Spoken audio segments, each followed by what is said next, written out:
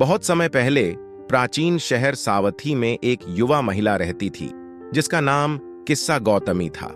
वह अपनी सुंदरता और कोमल स्वभाव के लिए जानी जाती थी और उसका जीवन आशा से भरा हुआ था। उसने एक दयालु व्यक्ति से विवाह किया और जल्द ही एक पुत्र को जन्म दिया जिसने उसके हृदय को आनंद और उद्देश्य से भर दिया। परंतु भाग्य का पहिया क्रूरता से घूमा और किस्सा गौतमी का प्रिय पुत्र अचानक बीमार होकर मर गया।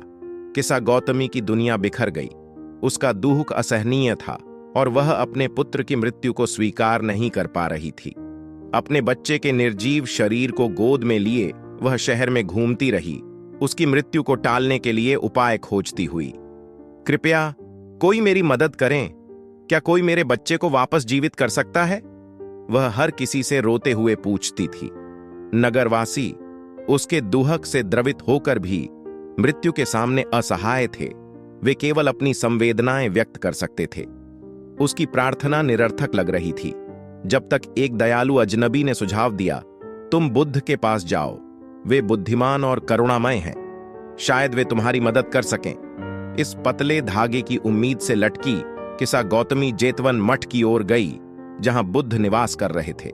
जब वह पहुंची उसकी आवाज हताशा से कांप रही थी। भगवान बुद्ध, कृपया मेरी मदद करें, मेरा पुत्र मर गया है, मैं इस पीड़ा को सहन नहीं कर पा रही हूं, कृपया उसे वापस जीवित करें। बुद्ध ने उसे गहरी करुणा से देखा। वे जानते थे कि कोई भी शब्द उसके दुख को कम नहीं कर सकता, लेकिन वे यह भी समझते थे कि उसे सत्य की ओर मार्गदर्शन करना आवश्यक था। किस्सा गौतमी, उन्होंने कोमलता से कहा, मैं तुम्हारी मदद कर सकता हूं, लेकिन पहले तुम्हें मुझे एक सरसों का बीज लाना होगा जो उस घर से हो जहां कभी मृत्यु ना हुई हो। क्या तुम ऐसा कर सकती हो? उम्मीद की लौ जल उठी। किस्सा गौतमी अपनी खोज पर निकल पड़ी, सरसों का बीज ढूंढने के लिए दृढ़ संकल्पित। उसने एक घर के बाद दूसरे घर का दरवाजा खटखटाया, बुद्ध का निवेदन दोहराते हुए। पहले घर में एक वृद्ध महिला ने उसे दया से स्वागत किया, लेकिन शर्त सुनते ही उसने कहा, बेटी, मेरे पति पिछले साल गुजर गए, हमारे घर ने मृत्यु देखी है। किस्सा गौतमी अगले घर गई और फिर अगले, उसे समान उत्तर मिले। प्रत्येक परिवार की अपनी हानि की कहानी थी। एक वृद्ध माता पिता, एक युवा भाई बहन, एक प्यारा मित्र। शहर दुख और हानि की कहानियों से भरा हुआ था। हर व्यक्ति अपने दुख का बोझ लिए हुए था। जैसे जैसे दिन बीतता गया किस्सा गौतमी की उम्मीद कम होती गई और उसकी समझ बढ़ने लगी। शाम तक वह सड़क के किनारे बैठ गई, थकी हुई और आंसुओं से भरी हुई, बुद्ध के शब्दों का गहरा सत्य समझते हुए। मृत्यु जीवन का एक अनिवार्य हिस्सा थी जो हर किसी को छूती थी, चाहे उनकी स्थिति या इच्छाएं कुछ भी हों। जेतवन मठ में वापस आकर किस्सा गौतमी झुके हुए सिर के साथ बुद्ध के पास आई। भगवान, मुझे ऐसा एक भी घर नहीं मिला जहां कभी मृत्यु न हुई हो। हर परिवार ने यह दुख अनुभव किया है।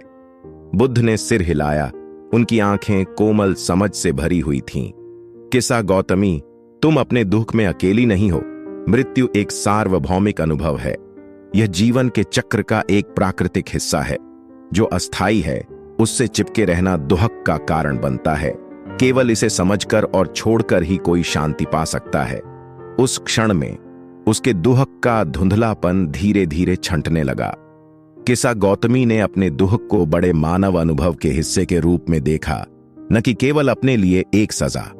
उसने महसूस किया कि जैसे सभी प्राणी जन्म लेते हैं वैसे ही सभी को अंततः मरना होता है।